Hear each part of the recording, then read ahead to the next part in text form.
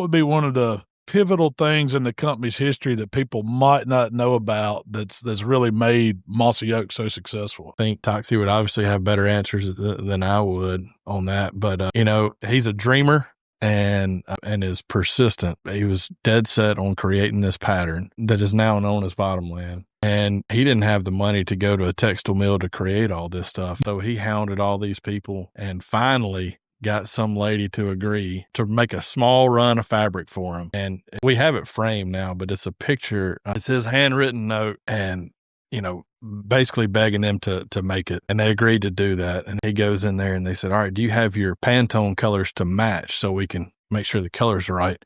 And he pulls out and he has some baggies and he's got dirt in one baggie, he's got leaves in another baggie, he's got sticks in another one. He's like, these are my colors I'm matching. He just brought it fell out on the floor laughing. They were like, no, we mean like actual paint colors. He's like, no, these are my paint colors. Yeah. That's what I got. I mean, so without that, there may have never been a Mossy Oak. That's right. It was just an idea. Hey, welcome back to the Buck Junkies Podcast. And we got a special guest here, fellas. We do. Today, we have got our friend Vandy Stubbs from Mossy Oak. Vandy, welcome to the Buck. Man, thanks for coming up here first, though. I know you're busy. Well, thank y'all for having me, number one. And number two, I don't know how special that would be, but y'all are really grasping straws trying to find guests. See, we know your schedule's so tight, it's hard to get you up here during deer season. That's true. So we figured if we could, get you up here and early before everything gets kicked off, you might make that drive. But typically this stage of my life is more about kid season than it is about deer season. Yeah. So, yeah. I know how that is. That lasts for a little while, and then they don't want nothing to do with you, and you get to go right back to the deer stand. That's right. But so Vandy's our friend from Mossy Oak. He lived from Tupelo, Mississippi. Went to school down at Mississippi State, the wonderful Starkville. That's right. And then you went to work for Mossy Oak. I want you to tell us a little bit about that journey, how you got into the hunting industry, and what your involvement is with Mossy Oak. So, like many of the people at Mossy Oak, I've been there for a long time. I started working at our tree nursery, pulling weeds and running irrigation tube back when I was in college, and they hadn't been able to run me off yet. Yeah, you'll talk to, if you come by our office, you'll meet a ton of people that have been there 10 plus years. It's just a really family atmosphere, and people don't generally leave for a long time. That's a good, that says a lot for a company. Yeah. That says a lot for a company when you retain employees for that long. So yeah, I've been there going on 16 years. So I know, Mossy Oak is a Mississippi-based company, right? Born and raised here. Yep. And a lot of people think of it as a camo brand. That's what it is. But there's so many more facets. Oh yeah. To Mossy Oak. I was hoping you could touch on a few and tell us a little bit about what each one does and what your job there is now, and just give us a little description. Toxie's vision was being an outdoor company, not necessarily just a camouflage company, but his main thing was getting people closer to nature and enjoying their best life outdoors. So really every facet of that has become some type of business for Mossy Oak. So, over the years, obviously it started with camouflage. He wanted to get closer to turkeys, and he felt like, at the time they were using old military camo and drab colors like that, and they had to, when they were turkey hunting, they would have to sit back and build a little makeshift blind to hide from the turkeys. And he always felt like, well, if we could make a camouflage pattern that blended in better, we could get closer to the turkeys and not have to wait back as far. So that's kind of how it started. And since then evolved into many other things. We have a seed business with biologic seed. We've been doing the food plot stuff for a long time. Native nurseries. We have Mossy Oak Properties, our real estate franchise business. We've got, I think, 500 or 600 agents nationwide, all independently owned and operated offices in, I think, 25 or 26 states. And just pretty much every little thing along the way, it was like, all right, well, this is something that outdoorsmen need. This is another void, and we wanted to fill that. So, here we are. Yeah. Well, that's kind of how I got introduced to you it was from the gamekeeper butchery side. Gamekeeper butchery. And so it's more like your division to where people that don't go out and hunt and fish that want to try wild game can actually buy wild game from y'all. Right. So Gamekeepers, as a whole nother brand, Gamekeepers is our wildlife stewardship brand. So we have a magazine, TV show, and a podcast, which y'all have been on. Mm-hmm. And then from that, we branched off into the gamekeeper butchery. And like you said, I mean, even people that do consider themselves to be hunters, the success rate isn't incredibly high. I think he's talking about me. I don't know. Yeah. So, I mean, even for a guy that, you know, I'm a hunter, but I don't have the opportunity to go elk hunt all the time. But I can go buy some elk meat and get it delivered to my house if I want to try that. Or people that don't necessarily consider themselves outdoorsmen that want to try new things. So we started that partnership with Broadleaf Game, and they've been in the game meat business for I think since the early 90s. I didn't realize that they've been selling it for that long. Yeah, and they've got everything under the sun. We just have a very small smattering of some of their retail packaged products.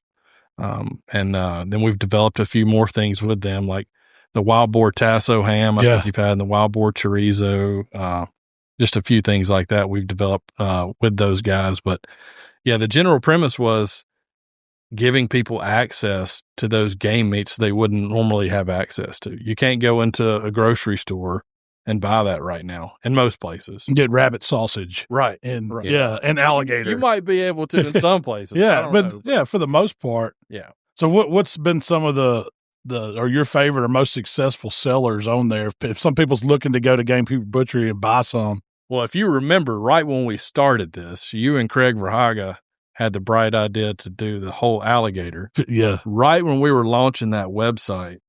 And we got y'all an alligator to do that video, and then y'all promptly crashed the website as soon as you launched that video. So that's actually been one of the most surprising things. It wasn't even something we were intending on carrying a lot of, but whole alligators sell a lot. I say I wouldn't think that. I wouldn't either. Have you cooked one? We have. Yeah. I mean, it's not the best. It's good. It's good, but. It's not a elk steak. Well, yeah, no, exactly. Yeah, for the money, I would much rather have elk tomahawks. Or, even ground meat. You can do so many things with. Well, for me, that whole gator, no, it is a showstopper. It is. And if you cooking it for a bunch of deer camp or a bunch of your buddies or a football game tailgate, that's where people want to cook that. Yeah, and I think the novelty of it drives it. Yeah, obviously, but now the gator meat. Yeah, like I made gator po' boys with those. Yeah, the gator sirloin. And they are those are really good. Yeah, that's great. Yeah, that was some of the best I've ever had that way. And we had to, right when we launched all this, we had to take photos of all the product, and that was a good couple of weeks to be around our office. Yeah, we are getting to cook it too. Yeah, we had to cook everything, so you had to have a raw shot and a cook shot. So we went through. I mean, we grilled all the sausages, and then we had all these dishes. Poor old Sam Kohler was just slaving over a grill and hot stove trying to take pictures, all this stuff. But yeah, it was a great time to come by and visit the office in those couple of weeks. So did y'all each pick something to cook that day, or was it all just one guy cooking everything? We kind of broke it all up, and everybody had different ideas of the best way to do this. Yeah. So like we made meatballs out of one, out of like the wild boar Italian sausage or something. We kind of broke it all up, but yeah, it took a lot longer than I anticipated. I can imagine. I mean, it seemed like it took forever. So whenever we got invited to come down to Mossy Oak to the camp, it seemed like you were always the one in charge of what was going on in the kitchen. Yeah. Like when it come to the meats and stuff, I know you gave us a little free range on our recipes we were doing, but when it came to what we were cooking for people, you were kind of the head honcho of that. Do you always, like when it's camp time, are you the guy that runs it? It's kind of the old adage of don't trust the skinny chef. Yeah. I'm certainly not the skinny guy, so everybody looks to me like, what are we going to eat? Yeah. What are we going to eat? Everybody turns and looks my way. So, no, but I enjoy cooking. I always have. My granddad was really big into gardening and cooking, and so from an early age, I always loved doing that, and I enjoy cooking for a lot of people. So yeah, whenever we had y'all in there, I certainly wasn't going to tell y'all what to cook. Toxie always has his saying has always been, "Don't guide the guide." Yeah, don't guide the guide. Certainly ain't going to guide the guide in that one. Well, you made some really good dishes that day. I mean, we had homemade donuts. We had a cobbler. You did the West Indies salad. Vandy makes a West Indies salad. You turned me on to it, and I guess it's a Gulf Coast thing, isn't it? It is. So Toxie's dad, Mr. Fox, is from Mobile, and that was always one of his favorite dishes. And I remember the first time I was kind of around that, I'd never heard of it, and they were talking about the West Indies salad. He used to ride his bike to Wenzel's in Mobile to get West Indies salad and ride back to his house. They were explaining it to me, and I'm looking at them like, this just looks like crab meat, onions, and water. Like, what is this? And then you try it, and you're like, dang, I don't know why, but that's so good. It's so good. It's got to sit, though. That's what I figured out. It is better the next day. So, it is a very simple recipe, and you can look up 100 different recipes, but, it's basically apple cider vinegar, white onion, crab meat, a little bit of oil, salt and pepper, and water. Yeah. And that's it. And it sets and marinates. Yeah. And then saltine crackers. That's the whole kicker. Cheaper the crackers, the better. It's kind of like when you're frying pickles. Yeah. The cheaper the pickle, the better. Yeah. Fry. Yeah, the Clausens don't fry up as good. No. So, that was always that's always a good one to do. So do you have a favorite deer camp dish, breakfast, dinner, lunch, whatever that you cook whenever you go to camp? I mean, pretty much around here, you got to say gravy. I mean, yeah. We do a lot of, backstrap, mushroom gravy, and then like the brown rice, the beef consomme rice. And then, I do like a venison lasagna a good bit, or enchiladas. Yeah. Yeah. Those are dishes you can feed. The same amount of effort goes into feeding 4 people as it does 40 people. Yep. So, that, and then the cobblers, and we have cobbler pretty much at every meal. You've mastered the iron skillet cobbler. Look, it's from the Jackson Junior League cookbook, and it's called Easy Berry Cobbler. Yeah. And my mother-in-law's made it forever, and we kind of adopted it, but it's like a stick of butter, a pint of fruit, cup of sugar, cup of milk, cup of Bisquick. And you just dump it all in the pan, and it's so good. And it's so easy. I don't know why you'd ever try to do anything else. Yeah, you've got like one of them, what is it, 14 or 16 inch? It's the big iron skillet. It's an 18-inch skillet. It's a big one. And it's the best cobbler skillet you could get. And when you bust out and I don't know if it's just because we've been at deer camp. But you better have a crowd whenever you bust it. Oh, yeah. The ice cream on top. Yeah, man. You got to have that. We actually recorded you doing that. Yeah, I recorded it, dropped it on TikTok. Yeah. It went crazy. People loved it. I was like, man. People were, I read the comments. Some guy was talking mess about having a nice oven. Yeah. Hey, it wasn't always like that at that deer camp. It wasn't always like that. So tell us a little bit. Excuse me. Tell us a little bit about the Mossy Oak deer camp that we got to visit in West Point. Yeah. So where y'all stayed is, it's kind of it's the Cottrell cabin is what they call it. So Cottrell was, Mr. Fox's great granddad. I'll get that wrong, but he was the one that settled in West Point, and Mr. Fox's mom was born there and then went down to, Mobile. But, that log cabin used to be on the opposite side of town from where the camp house is now, but it's American chestnut, which is mostly extinct, old log cabin. And that has been kind of the family headquarters since they bought that cabin and moved it out there. I can't believe they moved it years ago. Oh yeah. Moved it whole. Yeah. Not just, yeah. Wow. It took them like 2 days to get it across town, but they moved it all in one piece and backed it up there on that hill, and there she sits. But that we added the kitchen onto the back and that sort of thing. But so when you see it now, it looks like it's got this fancy kitchen. That cabin didn't come with that model. No, absolutely not. No, Yeah, it didn't have a big upstairs like it does now. It had like a little loft whenever they got it, but they added like a few more feet to make it into bedrooms. But yeah, and then we got the little cabin out behind it, the little dog track cabin. Yeah. That's the next project, isn't it? Yeah, we're working on it right now. Yeah, is it? So it's going to be ready? Yeah, it'll be ready this fall. Yeah. It'll be ready. We'll have another camp this fall. Well, it's a beautiful place, beautiful cabin. There's a lot of history in that cabin. You can, and man, y'all know how to entertain people. I can tell you, man, we felt at home. We stepped through the door down there and just the cooking and the camaraderie and the fellowship that we had down there with y'all, man, it was, there ain't many places you can go and just have that experience like y'all gave us down there. We always tell people, we can't promise that the hunting will be any good, but we can guarantee that we'll eat good and we'll have a good time. That's what we've talked about several times. That's our motto, ain't it? Yeah. The hanging out, talking to each other, and that's good food. That's camp. Yeah. It's not necessarily the hunt. Yeah. The hunting is just gravy on top. That's right. That's just extra bonus. Yeah.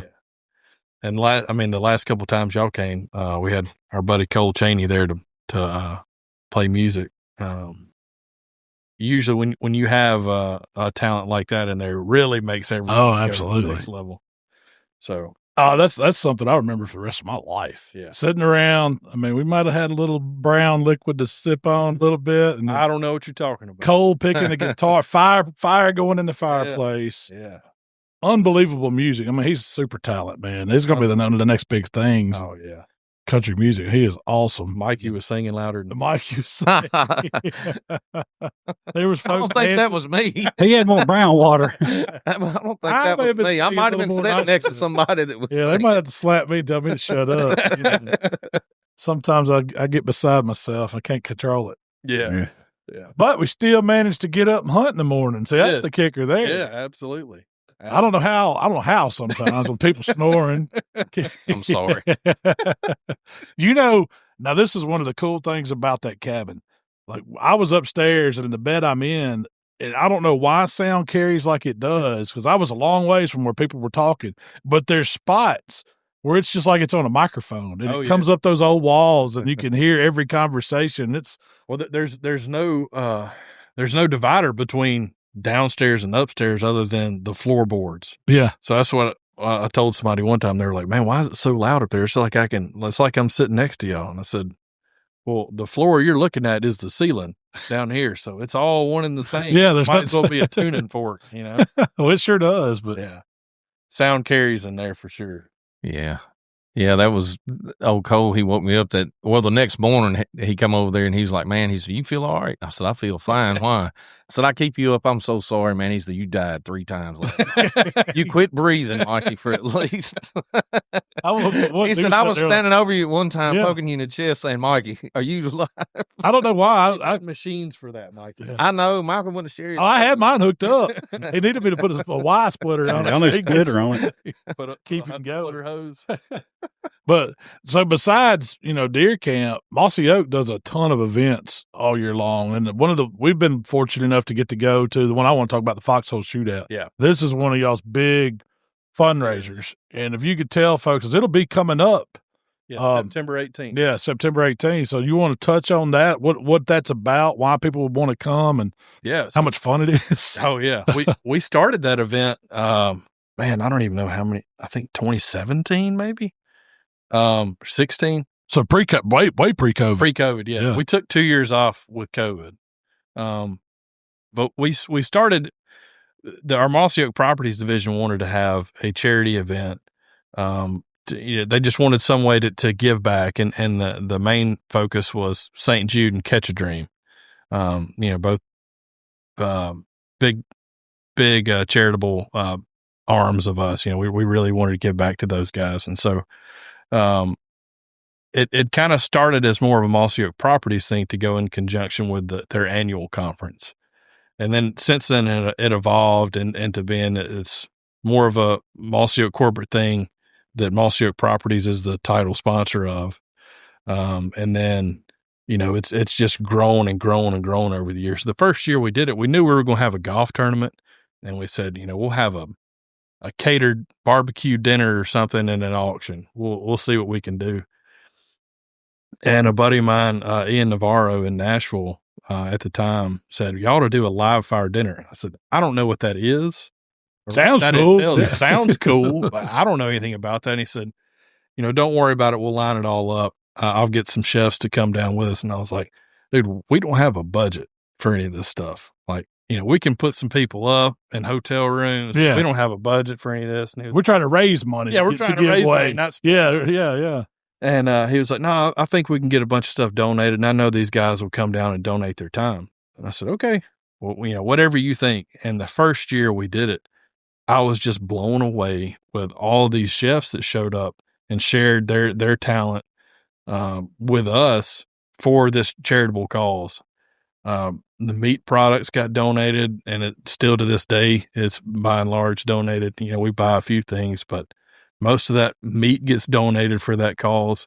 Then all these chefs come out of the woodworks and cook some of the most amazing meals. Who's been your favorite of all the years that you've had there? Man, you're gonna get him in trouble. Yeah. Well, I mean, I know all of them's good, but you had to have like a favorite, but a favorite dish or whatever. Man, because I thought that when I'm there, I was in awe. Yeah, like I mean, I swear every year they step it up even more.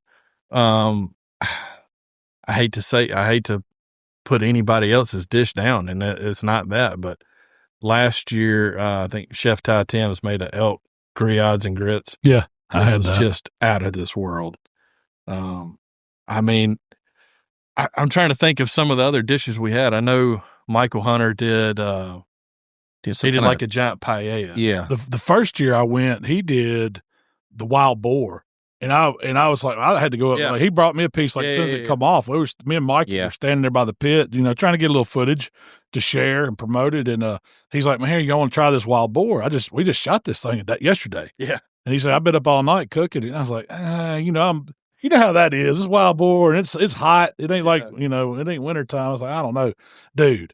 That was some of the finest pork that I ever put in my mouth, and you wouldn't have known it was wild. The way he prepared it, I couldn't have guessed it was wild. But he was, it was amazing. That dude does some awesome stuff. Yeah, that pork was. I'd never eat wild boar before, and I was like, I was a little you were very skeptical of it, and I was like, man, I don't know about it. And you know how it is when we go to barbecue contests. Yeah, try this. Here, try this, Yeah. and most time you like. Sometimes you get something good. Sometimes you want to spit it out. I was like, man, there's a lot of people out here. I really don't want to try this in front of this guy. And I didn't even know who Michael was. Yeah. And man, it melted in my mouth. I was like, holy wow. How did you do that? Then I was on the trailer with him. I was like, how did you do this? Yeah. He doesn't know either. He just did it. And he cooked it on y'all's trailer. Yeah. I didn't even know Mossy had a big barbecue trailer, but y'all have his old barbecue rig is cool. We've had that old smoker trailer for a long time, and we don't use it nearly as much as we should, but we definitely pull it out for that. Yeah. And then Brio got involved. I don't know how many fire pits they bought. It was a bunch. Yeah. We had, so in the early years, we had cinder blocks, and we would lay out all these cinder blocks, and you'd build these fires, and we had a bunch of metal grates that we laid over it. And I mean, everybody kind of built their own grill contraption out of that. The problem is there was a bunch of hands there to unload the cinder blocks. There was a much fewer hands there to load the cinder blocks back up. That's what it hot goes. Cinder blocks with food on them and everything else. So I was very glad whenever Brio said, "Yeah, we'll supply some fire pits to cook on." I was like, "Thank you. Sounds great." But yeah, I'm just trying to think of some of the other dishes that were out there. I mean, there was chili and pizzas and fried quail and golly. Last year there was so much. Yeah. There was so much food last year. It was incredible. I think we had like 1,500 pounds of protein last year. Yeah. Oh, the guys come up from the coast. They've got the this oysters. like boat. Yeah. It's an old boat, and they set it up for like a cocktail hour with all this fresh seafood. Yeah, we had oysters. The guys from Mexican Gulf Fishing brought us up a fresh tuna they had caught like the day before, and they made like some sort of tuna ceviche with that. Delicious. And there was oysters, shrimp cocktail, caviar, you name it, all in this old wooden boat thing. That was such a cool idea. Yeah. And then he's got his grill set up to the side, and they're just char grilling oysters and handing them. right as they come off the grill. Yeah, Murder Point has been good to us over the years too, and supplied us with oysters for that event. But there again, it blows me away every year. There's more people, and we end up raising more money. Last year, I think we raised $290,000. That's incredible. Yeah. For St. Jude Catch a Dream. Most of it going to St. Jude Catch a Dream. If you don't know about that, what it does is a lot of these kids that are at St. Jude going through treatment for cancer. I mean, it's a horrible thing. It's horrible to have to go to, but Mossy Oak through Catch a Dream is able to let these kids go out and experience what it's like to go out in the wild, and hunt and fish and do these awesome things that they otherwise wouldn't get able to do. Years ago, Make-A-Wish stopped granting wishes that were hunting or fishing related for whatever. I didn't know that. Is that it? So that's how it came about? That's how Catch a Dream came about. And then it actually started at Mississippi State.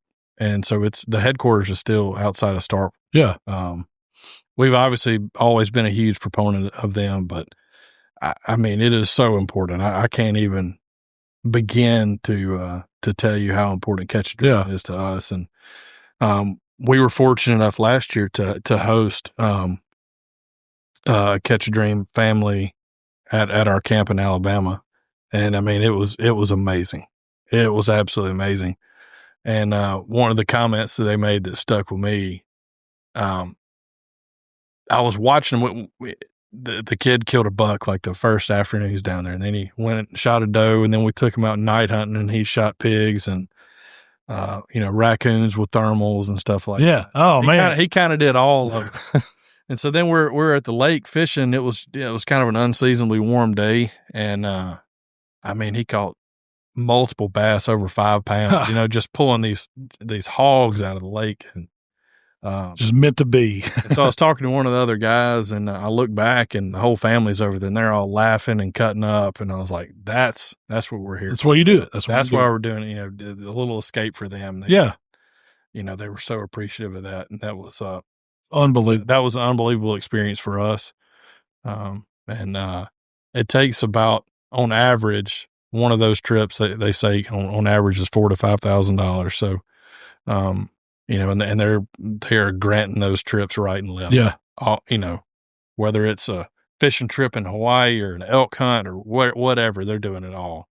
It's an amazing. So how does people does Mossy Oak take donations year round for that, or do you have a way that people, if they want to help out Catch a Dream, people can donate directly to Catch a Dream through their website. But yeah, we for the FoxHole ShootOut, that's one of the big benefactors. Well, the cool thing about that, the FoxHole ShootOut is a public event. It is. It's a ticketed event. Mm-hmm. You can buy a ticket and come to it. It's a golf scramble. You're into golf. You don't have to play golf to come to the event. You can just buy a dinner ticket. That's right. And I'm sure they're on sale on the Mossy Oak website. FoxHoleShootout.com. Is it live now, you think? It's live now, Yeah. maybe. I have not checked. Yeah. I have not checked, but it will be by the time you hear this, I guarantee you. Yeah, probably so. Yeah, we're working on it as we speak. So I'm pretty sure it is, because I think I saw some team sales coming. So that's if you want to come in person. That's a big part. It's a really cool event. There's but the silent auction is also online. If you can't come and you still want to participate, they do a silent auction. They'll put all these items on the website. Yeah. And I'm talking about some one-of-a-kind items. This isn't just donated stuff. This is some really cool stuff. I think we had 100 and something items Yeah. last year. I mean, it's everything. And you could bid on it from home. That's Yeah, right. Yeah. That's right. And Mike, you'll deliver it to you. That's right. Yeah. How do y'all get Wherever that? you are. How do y'all get? Who's in charge of getting that stuff to people on that, man? Oh, that's a whole nother thing. Yeah. We try to get most of it picked up. Because especially if it's bigger stuff. Well, yeah, because some of that stuff. I mean, there was a boat that was part. I mean, there's all kind of stuff. Oh yeah. We try to get most of it picked up, but like smaller things we can ship. People just pay the shipping charge or whatever it is. And I'm sure if there's companies out there that somebody that wants to donate for something like that to help out Mossy Oak and Catch a Dream, you can contact y'all and through the FoxHole ShootOut. Through the FoxHole ShootOut. That's not your department all the time. Well, it is. Is it really? But yeah. Well, good. I'll get the email. Yeah. There you go. Yeah.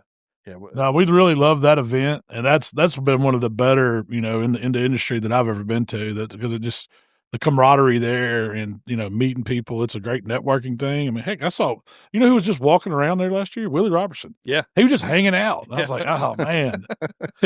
And then Cuz. Those are two favorite people I talked to is Cuz Strickland and Willie Robertson. I've never been able to get up close to Cuz at any of those yet. He's always kind of covered up with folks. Yeah. And when Willie come through last year, I thought our table was going to turn over. I thought Colin was with us. Yeah. I thought he was going to turn the table over trying to get to them. I was like, man.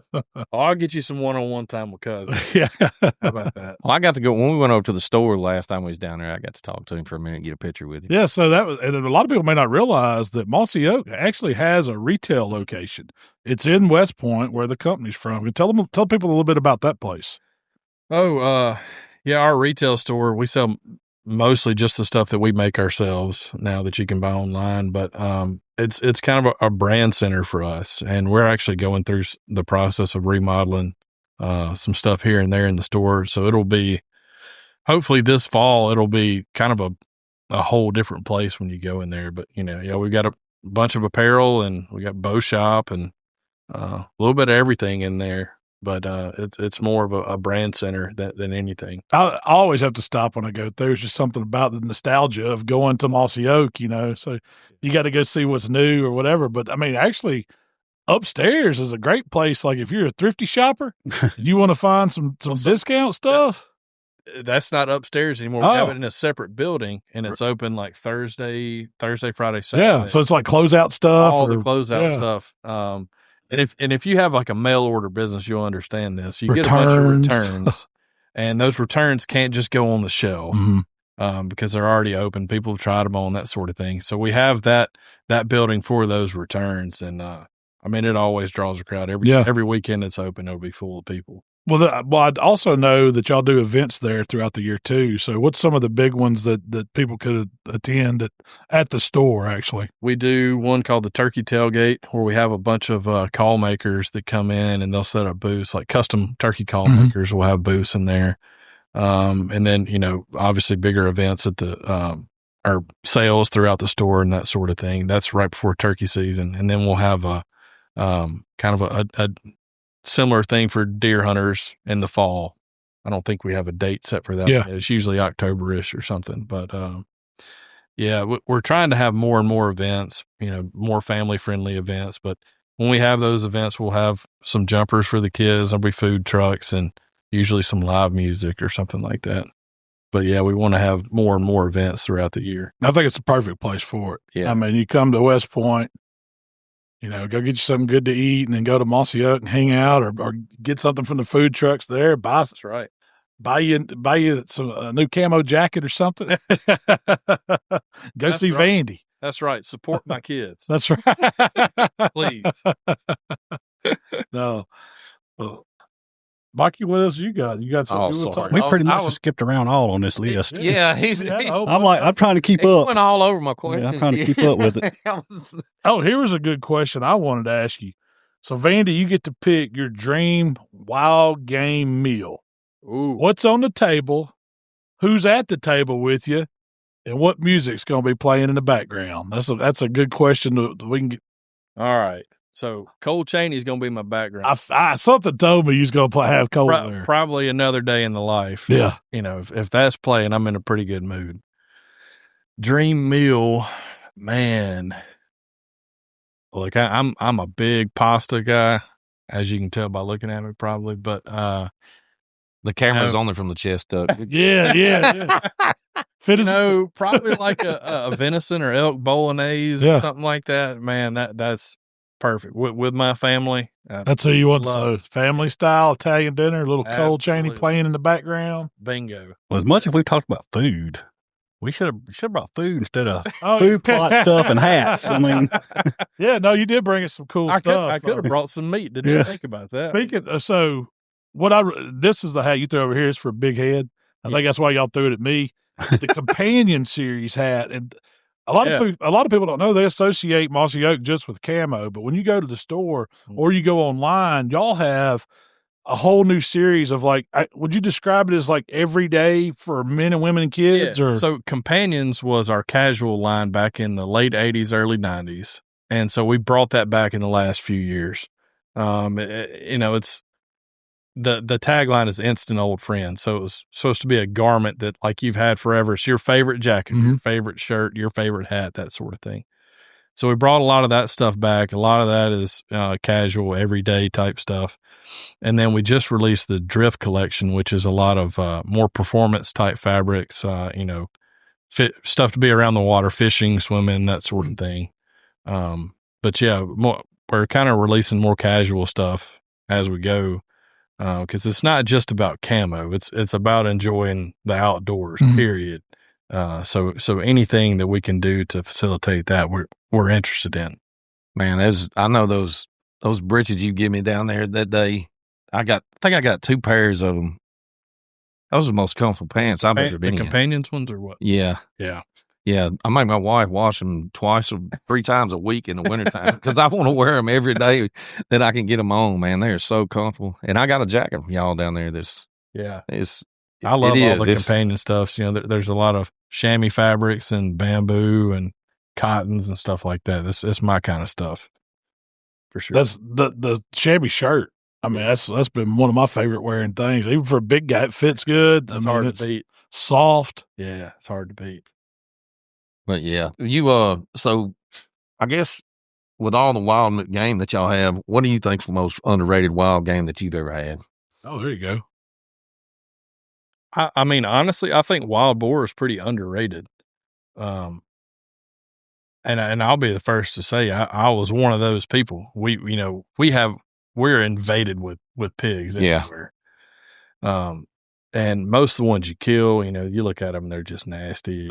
That's been my hang. You're like, I don't really want to eat that. Processors don't want to mess with them, their skin's really tough. Nobody wants to deal with that. But some of these wild boar cuts that we have are incredible.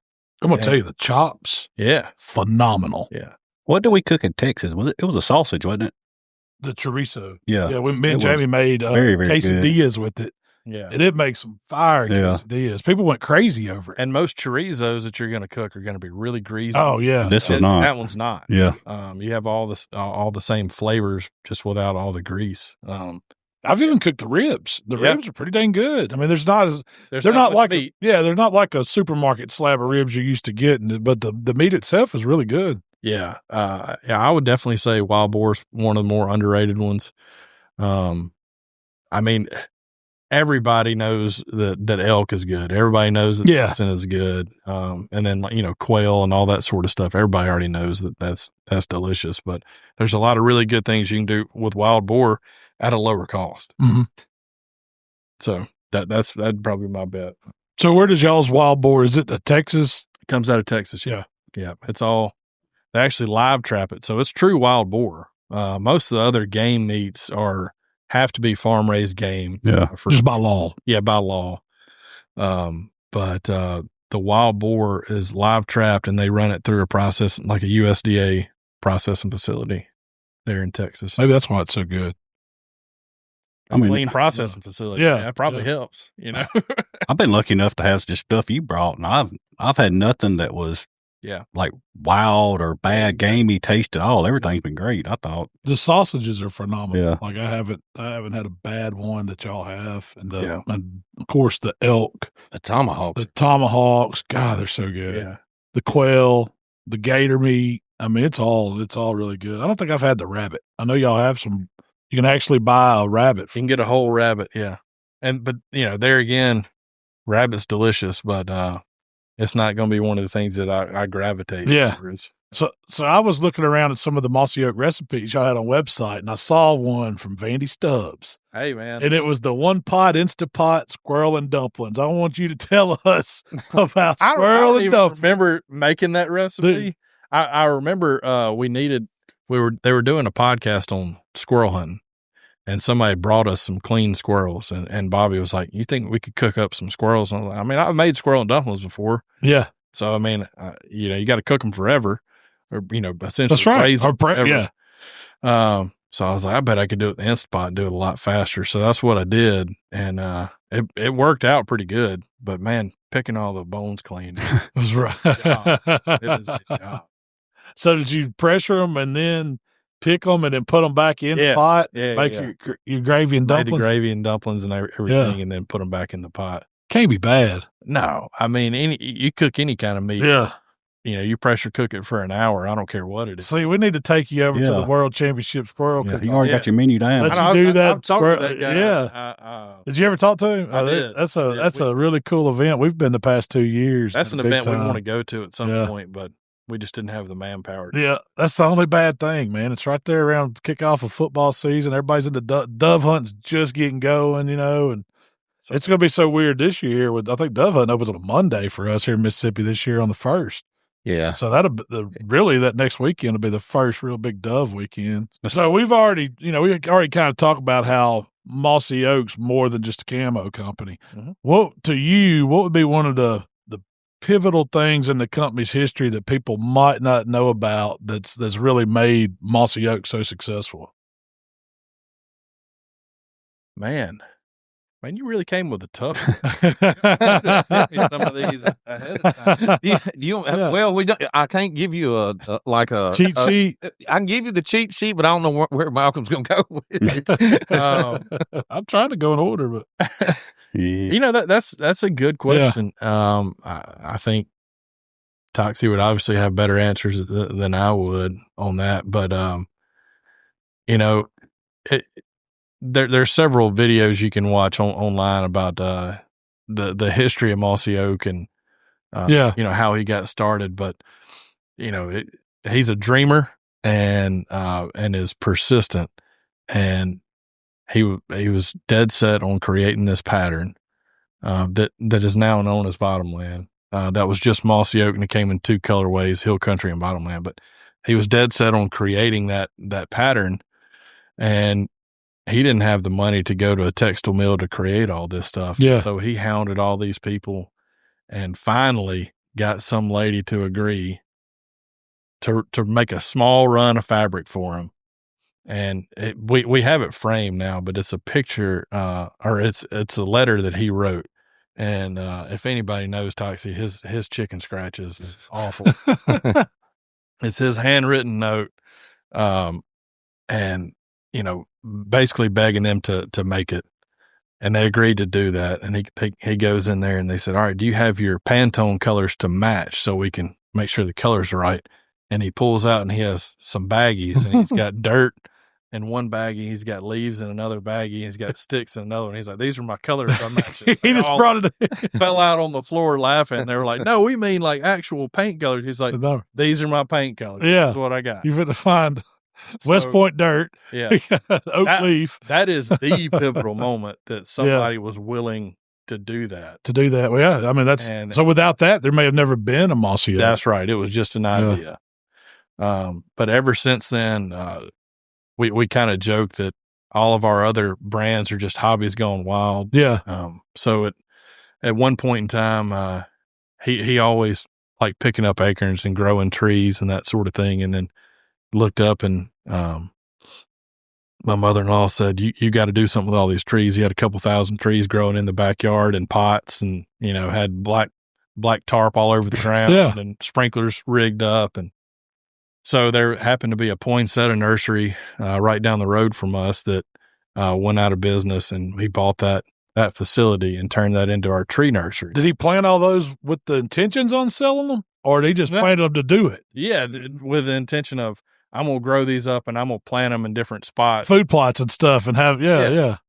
So kind of the premise behind Native Nurseries was hand-selected, hand-grown plants for wildlife. And we're not just growing white oaks because it's a white oak. It's, it's this white oak because the deer go to this white oak before they go to any other white oak. And so that's what he always noticed. And he'd be in a bow stand watching them. They're like, I'm surrounded by swamp chestnut acorns on the ground, but they're going to this swamp chestnut over here. And then come to find out it was a hybrid swamp chestnut white oak. So, he started collecting those and planting those, and it just really a hobby gone wild, honestly. And that's pretty, see, I never knew that story. Blew up into all this. The same thing with biologic. And, Mossy Oak Properties was just an idea that he and Chris Hawley had together. And they had one office, and Chris was going to call it Mossy Oak Properties, and it was going to be a single office. And they put an ad out there with the Mossy Oak Properties logo, and they got they say it as much or more calls from other real estate agents as they did from people actually looking to buy it. Yeah. They're like, hey, are y'all franchising this? No, we're not. He said, the joke was always, he told Tox, he's like, I told all these people we're not doing that. He's like, well, take their numbers down just in case. Yeah. You know? So the Mossy Oak Properties is just about selling hunting land, or is it residential or whatever? They do, all of them do residential stuff too, but they mostly specialize in recreational and town. Yeah.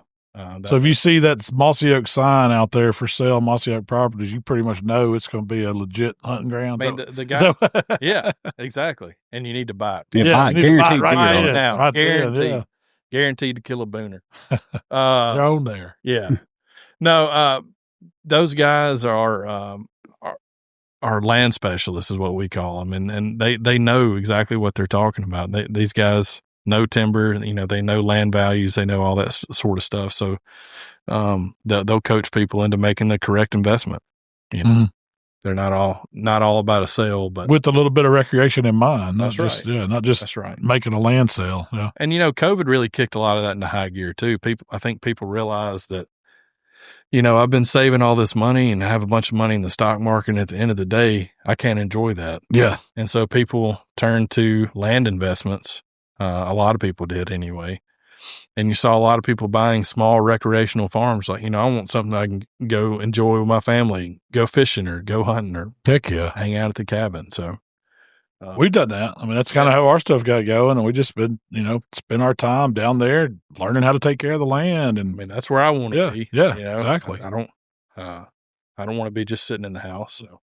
This question may stump you a little bit. It may not. I don't know. But so as much as we've talked about, you've already stumped me. the all the divisions of Mossy Oak, and your hunters, biologists, farmers, storytellers, all that makes up Mossy Oak. Who is one person that works for y'all that deserves a little more recognition than they might get? Oh, if you had to throw somebody besides Vandy Stubbs, I know how important you are. I am so underappreciated. Man, there's got to be somebody that just wouldn't work without them. Look, there are a ton of those people, really, and I don't think there's one person I could name over all the rest of them. There's so many people behind the scenes that people don't know about. Our licensing department, like there's so many of those people that make that go. Our marketing department, all these ads you see, it's not just one person behind that. It's there's a whole team of folks. I don't. I know I can. He knows better to answer this one. I do know better, but I honestly, there's not one person I can say, it's definitely that person. Yeah. Well, that's incredible to have a company you could say that about. We're very tight knit, like I told you. It's a family. That's what I've noticed. Like when I've been around, the little time I have, everybody's family there. Yeah, and it's like, man, it just seems like it would be a cool place to work. For me, I don't care who you talk to. If it's and you better have thick skin, too. Yeah, because the jokes are gonna come. We were there, and it was peak holiday shipping time. I don't know how many orders I had to get out. One of the guys actually come out that he'd been over there packing orders all day. And and I guess, it's like, he's like, I just jumped in and helped. It's not what I normally do, but they had all these orders we had to get out. And yeah. So, we do that there at our office. Biologic is out of our warehouse. And whenever peak season rolls in there, it doesn't make sense most of the year to have 10 people back there packing boxes, Yeah. So when peak season rolls around, I'll go back there and everybody brings gym shorts and a T-shirt to work with them, and we'll jump back there and pack boxes. And I actually enjoy it from time to time. It's just, you don't want to do it every day, but no. My old back can't handle it every day. But no, it's fun to do. Get back there with a big group, and somebody turn on the turtle box, start playing some music, and you just start cutting up. Yeah, have a good time. So if your order screwed up this fall, it's because we don't do this all the time. Okay, I don't know. Sorry. Hey, I know how screwed up. Screw ups are going to happen. Yeah. It's how that company fixes them. And I guarantee you, Mossy Oak will fix every screw up. We try our best, I promise. We try. You're going to get them. It's going to happen because it's just, we're not robots. Yeah, for sure. Well, I got a question for you. We actually skipped over this one a little while ago, but what's your best deer camp story that you can tell on the air? Oh, we'll finish it off with a good deer camp story. How about that?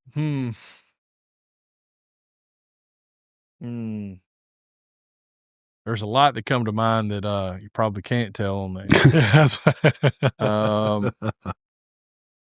Man, one of my favorite camps was that first time that y'all came down there with Craig, and that was the first time we did what we were calling a chef camp. Yeah, it was the first time we'd ever done that, and I was so nervous trying to put all that together because we were trying to get content, and we really needed proof of concept more than anything to show like it's worth us doing this. And everybody was blown away. The food was awesome. The people were awesome. Everything about it was great. That's one of my favorite camps that we've ever had. I had a blast. Yeah. I know. And I still haven't even shot at anything down there. And I don't go down there with the intention to shoot anything. So I want to get invited back, You need to. Yeah. I promise you, we get plenty of deer. We'll invite you back. Yeah. No big deal. But it's like no other place. And I'm proud, man. If you're in Mississippi, you got to be a Mossy Oak fan. And it's not hard. But there is a family.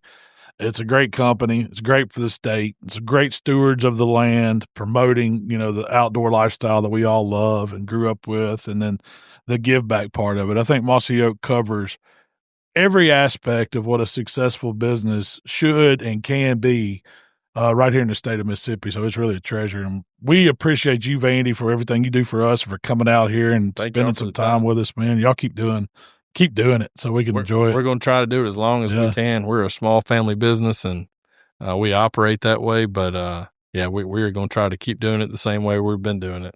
Well, good deal. We want to get you down to our camp sometime and hang out and get to cooking some stuff. So maybe we can get you on another cooking video. You can show us another one of Vandy specials.